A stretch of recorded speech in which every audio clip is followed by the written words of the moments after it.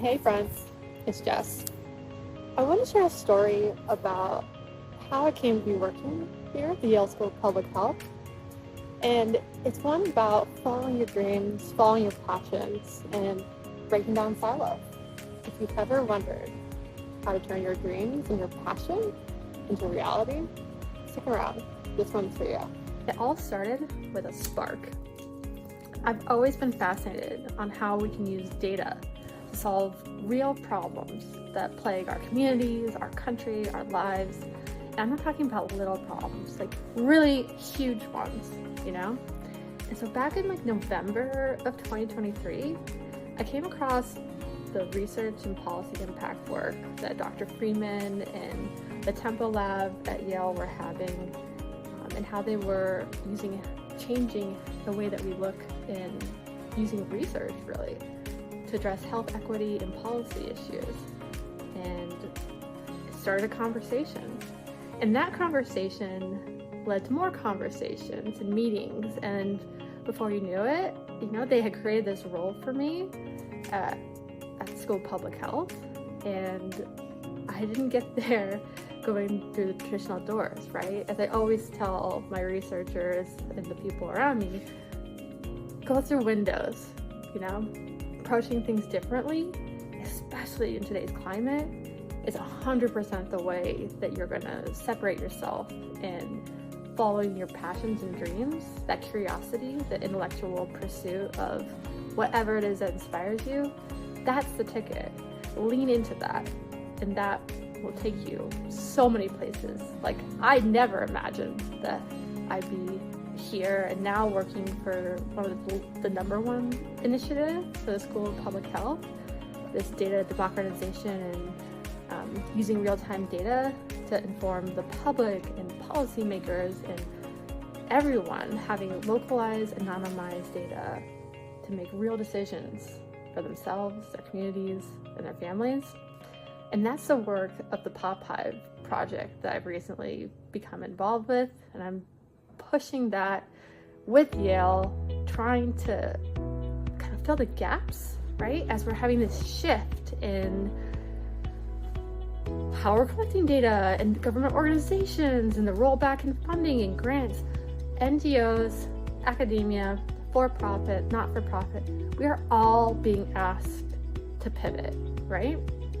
And so if you're like me and you're intellectually curious, you've got that mission-oriented, innovative drive, lean into that, right? This is like 2025 and beyond.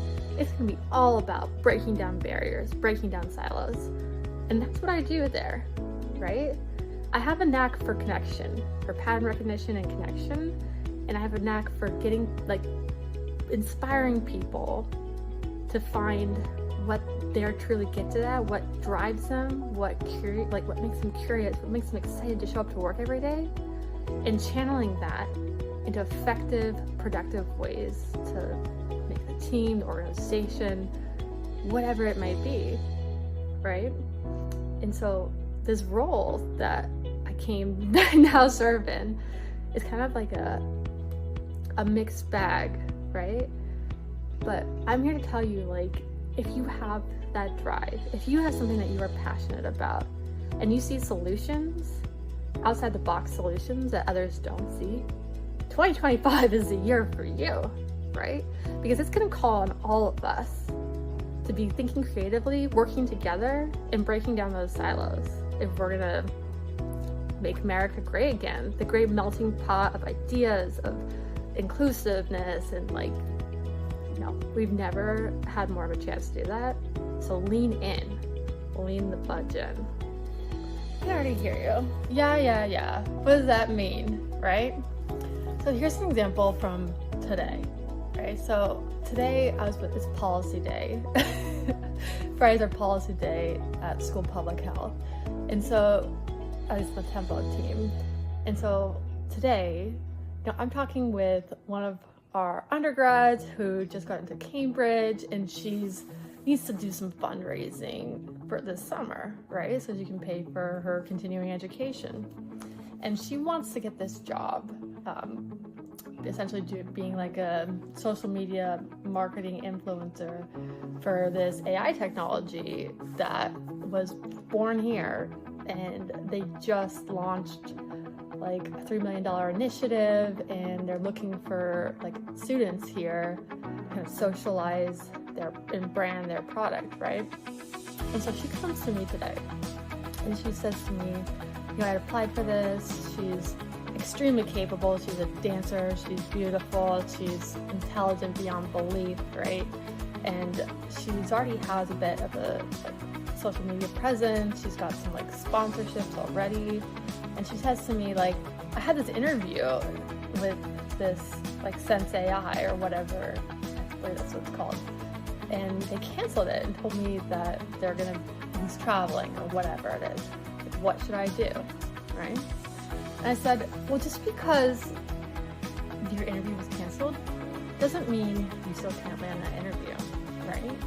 And she's telling me about this formal that she's going to tomorrow. It's like really exclusive, blah, blah, blah, blah. She's in all these like, you know, secret society, whatever, right? She's popular here. And I was like, lean into your brand, right?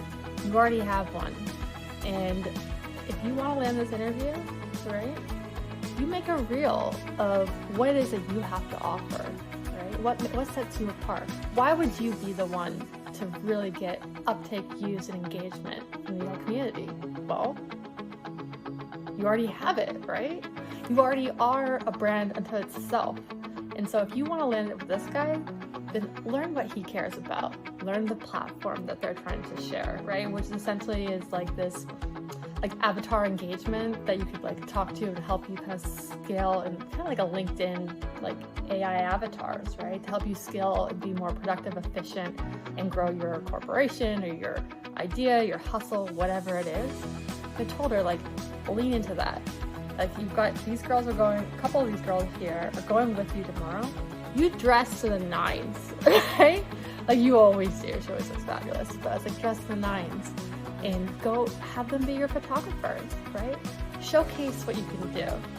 Splice in there your latest performances and these other like type things you are doing, and demonstrate by sharing and going viral with your already huge connections, right? What it is that sets you apart and why they need you, right? And it doesn't matter if you target, you know, link in the competition, yeah? And be like, this is what you missed out on, or whatever the cool kids are doing these days. I don't know, I'm a mom. But I was like, if the avatars that they're promising are you, which they are, right? Then demonstrate that. And then you don't need to worry about landing the interview. Let them come to you. You know this guy, you know what he cares about, you know, you broke a mirror on his wall, whatever, right? If you don't let the door like to your dreams get closed, because you don't have to prove it that way, right? What's he looking for? He's looking for someone who can engage with social media. He's looking for someone who can rally, you know, the Yale community and undergrads and grad students. Like, that's already you. We already call you commander here, right? So just channel that. And if he doesn't want you, I bet his competition will. So tag them all. And so that's kind of solutions, right? That's what, like, this new world order that we're walking into, where everything is changing and we don't know what end is up. It's going to take being creative. It's about being innovative and understanding what you offer, your niche, what are you passionate about, what do you excel at, what do you already have, and use your brand and your connections to put it out there, right? And that's how you're going to land the dream job, right?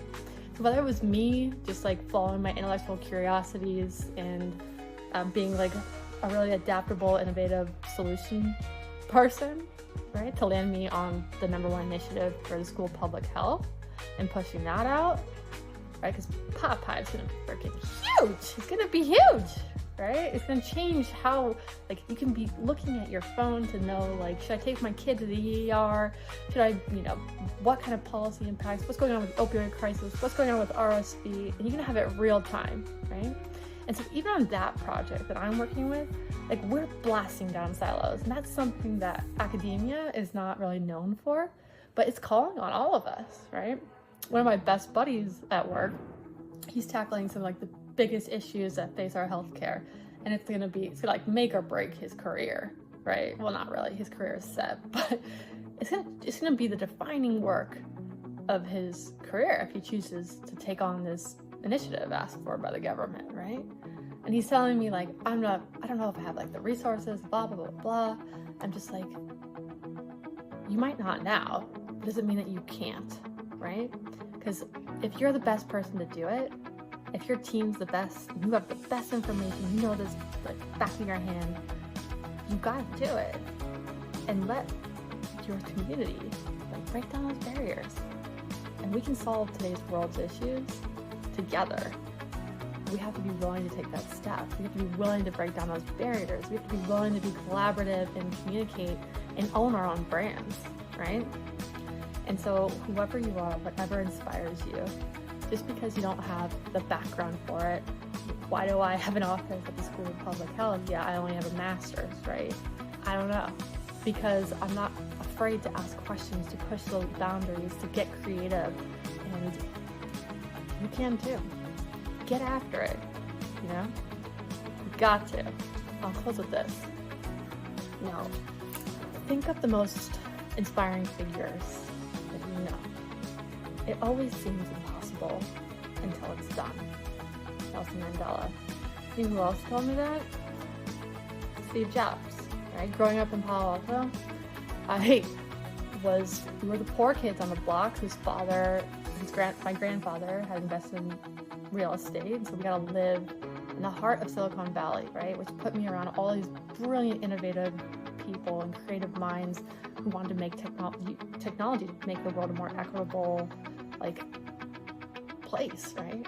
And technology has revolutionized our world, right? And it's done a ton for poverty alleviation, like globally, right? More so than any one like individual initiative has, right? It's a great equalizer. Information, technology, it's giving us tools to engage with one another through cross-cultural boundaries. And Steve Jobs telling me, Jess, just go out and do it. Then it's not, right? Everything seems impossible. But the words itself, I mean, even Audrey Hepburn, right? Impossible, I'm possible. So flip your script, flip that mindset, because what's in your mind and how you perceive the world will shape the world that you live in. Collective action, babes. We got this.